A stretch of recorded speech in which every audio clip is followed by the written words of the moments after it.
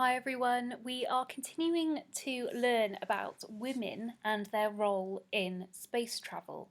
So we're reading this book, A Galaxy of Her Own, Amazing Stories of Women in Space by Libby Jackson.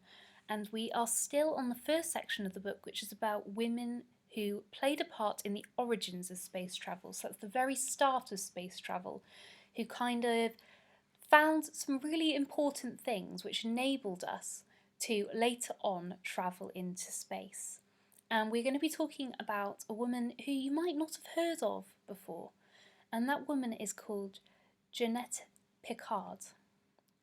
She was a high altitude balloonist, that means someone that went really, really high up in the air in a hot air balloon, a scientist, and she lived in the USA, in America, from 1895 to 1981. In the early days of flight, as the world wondered what might lie beyond the clouds, explorers flew as high as they could in balloons that were lighter than air. Jeannette Piccard and her husband Jean were passionate about science and learning. Jean wanted to study the cosmic rays in the higher levels of the atmosphere, and in order to reach those dizzying heights, he needed to be flown in a stratospheric balloon. Jeannette rose to the challenge and became the first woman to get a balloon license, flying with great skill so that Jean could carry out important scientific observations.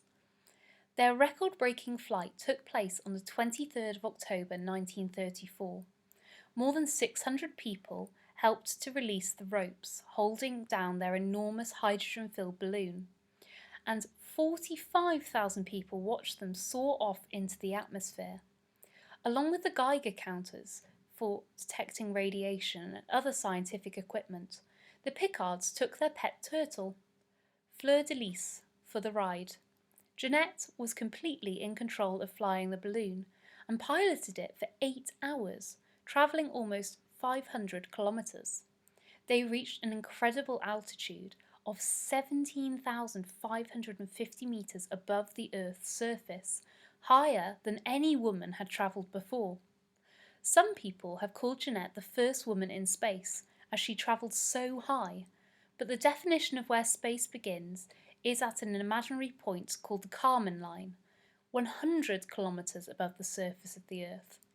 At about this height, it becomes impossible for aeroplanes to fly because the atmosphere is too thin. However, the Kármán line is not where the Earth's atmosphere stops and space begins. It actually carries on getting thinner and thinner the further up you go. The layer of the atmosphere, called the exosphere, extends to about 10,000 kilometres above the surface of the Earth. Jeannette and Jean's flight did not go entirely to plan. Jeannette had to change the flight path due to bad weather conditions, which meant that they did not gather all the scientific data they had hoped for.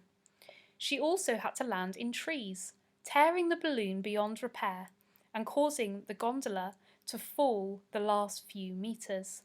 She later said, "What a mess! I wanted to land on the White House lawn." Nevertheless, Jeannette's achievement was still monumental, and her record for flying higher than any woman had before would not be broken for nearly 30 years when humans finally made it into space. And we've got another one of our beautiful illustrations which we have after every woman we learn about in this book. And you can see this is Jeannette. Like the hundreds of thousands of men and women working in the space program, one gets a very rewarding feeling to realise that you have helped give history a nudge forwards towards the wonders of the future. And that is a quote from Jeannette Piccard.